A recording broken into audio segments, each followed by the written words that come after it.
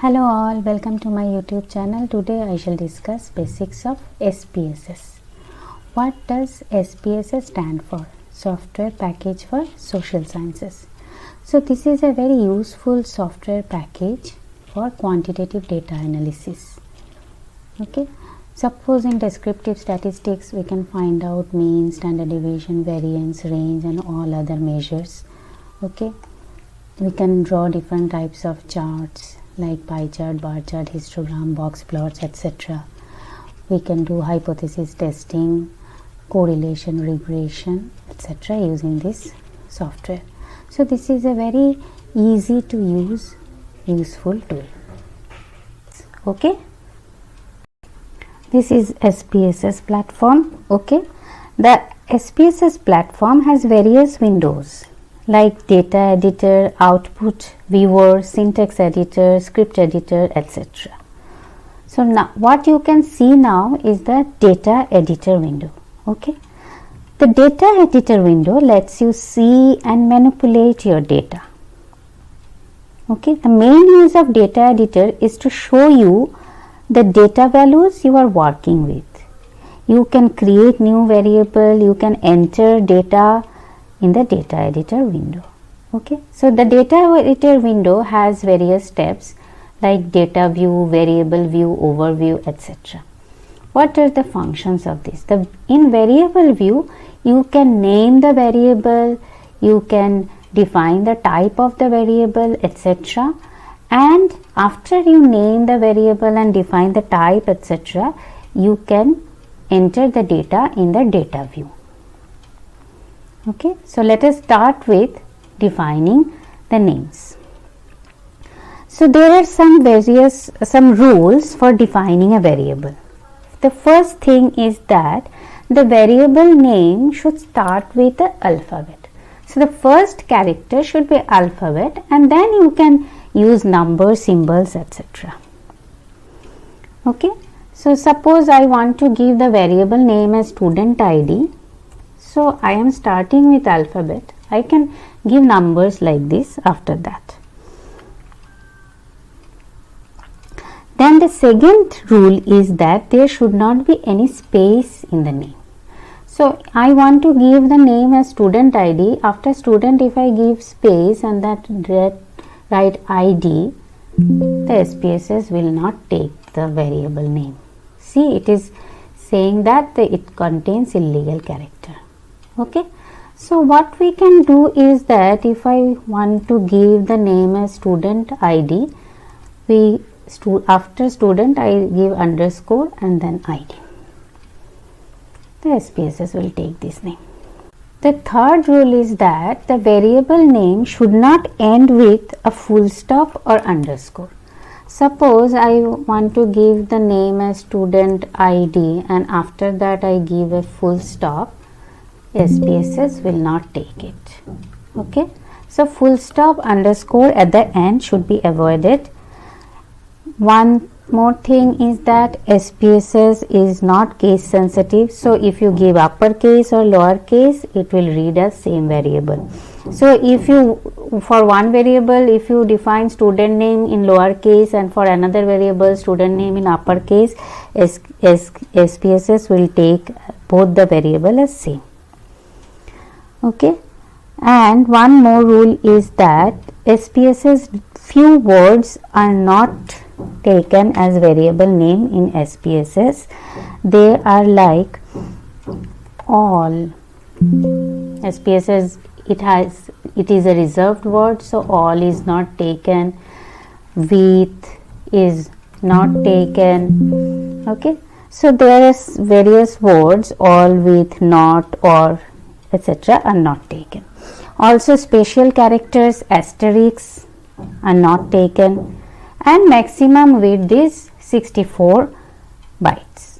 Okay, so which is a very big width. Okay, so we do not need that much for naming a variable.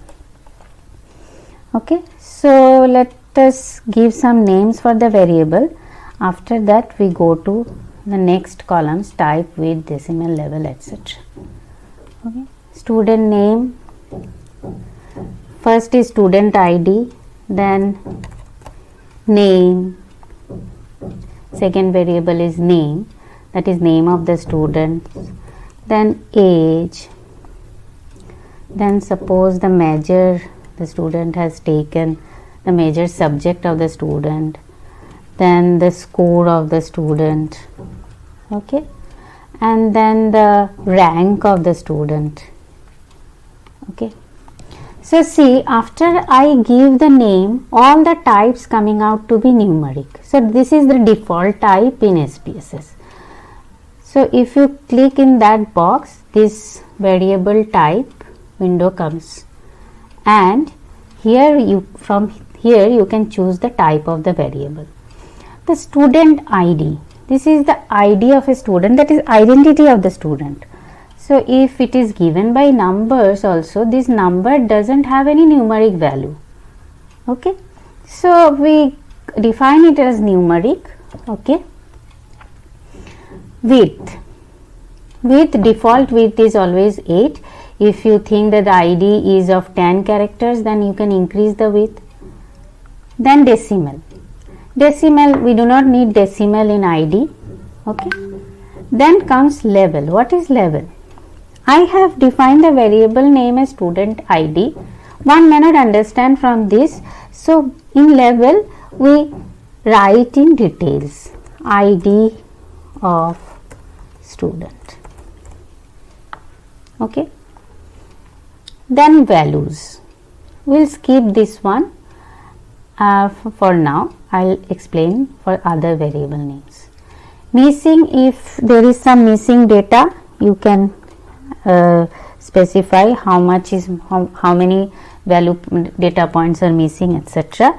Okay, so the missing is to purpose is to designate different types of missing values in your data. It is generally found in questionnaires that some of the questions are not answered by the respondents. In such cases, some missing values are there, and that needs to be dealt by the researcher. So if you keep it no missing value, you can change them to discrete missing value, range of the missing values, okay. Then comes the column. It is where you exactly specify the width of the column you will use to enter the data, okay, and default width is 8. Then alignment, there are 3 types of alignment: left, right, center. So default alignment is right. Then measure, this is very important. There are 3 types of measure in SPSS, okay. The student ID, though it is given by numbers, but it is the numbers do not have any numeric value, as I have told you. So we shall use the categorical variable, more specifically the nominal variable, as the measure, okay. And then comes the 9th one, the role. It explains the variables according to their role and contribution in the analysis. For example, whether it is used for input or input output both, okay. So for this data, this is for input only, so we have the role as input. The second variable is name and the type. Name you will be giving by alphabets, so the variable type we define it as string. Some names are much bigger, so we can increase the width. Suppose 14. Decimal is, as you have defined a type as string, it automatically gives decimal as 0, okay. You can level it as name of students. Then values none, missing none, columns, and the measure is nominal. It is automatically given by the SPSS since the type is string, okay. Age will be numeric, okay, and with 8 it can have decimal places. It may not have, only if age is given by round figure, whole number, then it may not have decimal. Sometimes it is not. So it is age is a continuous variable, so we can keep decimal. We can define the level as age of students, okay, values none. And scale, since this is a numeric variable and it can be added, subtracted, age of the students, the mathematical calculations are possible, so we define the measure as scale. Then measure is again it can be a string variable, a numerical variable, and measure is the subject measure one has taken, okay. So accordingly you define the type of the variable. Here we shall keep the type as numeric. I'll explain you why, okay. Decimal, we do not need decimal values, so it is 0, and measure, subject measure of the student, okay. And then comes values, okay. So this is important, okay. Let me explain you. Suppose measures taken by students are education, business and arts, okay. So I give value 1 to suppose education plus value 2 suppose to business measure and value 3 to arts measure. So these are values given to these 3 values, okay. So since this is a categorical variable, we are converting the names to new numbers, okay. So see here in value it will show the values corresponding to each of the measures, okay. Now the measure is nominal because the measure subjects taken up by the students. So this is a categorical variable and more specifically nominal variable, okay. Then the score of the students, it has to be numeric, and the measure is scale and decimal place you can keep up to 0. And then rank of the student, that is also numeric, we do not need decimal place, okay. What should be the measure? So rank, so though rank is not a discrete variable or continuous variable, but it is given by numbers, but it is a categorical variable because it gives a rank of the student. This student has the first rank, this student has the second rank. So there is some order in the categorical variable. So the measure is taken by ordinal. After defining the variable, when we go to data view, we can see the names of the variable. Each column is assigned to each of the variable.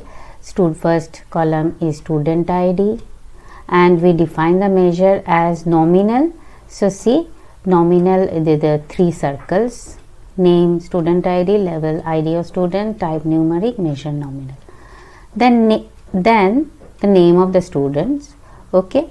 The type is string, so alphabetical, okay. Measure is nominal. So with the 3 circles, alphabet A is written, okay, which means the type of the variable is nominal as well as it is string. Then age, the measure is scale, numeric. Measure, the measure is nominal. Then score, numeric, okay, and measure is scale. And rank, numeric, the measure is ordinal, okay. Now you can enter the values, enter the data in the data view, okay. So student ID, suppose we give the IDs as 1, 2, 3, 4, 5. Name of the student, suppose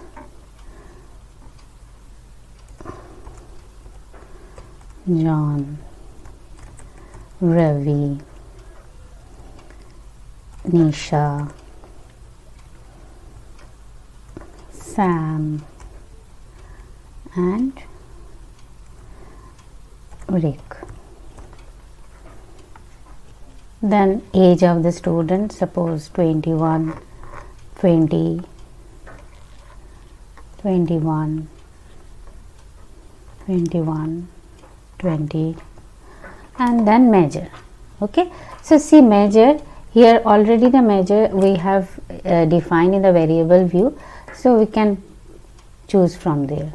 Suppose the first student John has education measure, second student has business measure, third has business again, fourth has arts measure, and fifth has education, suppose. Okay, similarly we can put score and then rank of the student. Okay, this way we can enter the data in the data view. So we define the variable in the variable view and then enter the data in the data view. The data view editor is saved as .sav. In SPSS, the data view editor is saved as .sav files. Okay, and the output is .spv.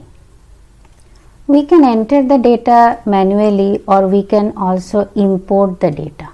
See, in file you have import, and from where you can import the data, you can import from Excel, CSV file, text data, SAS data, etc. Okay, so from there also you can import the SPSS data.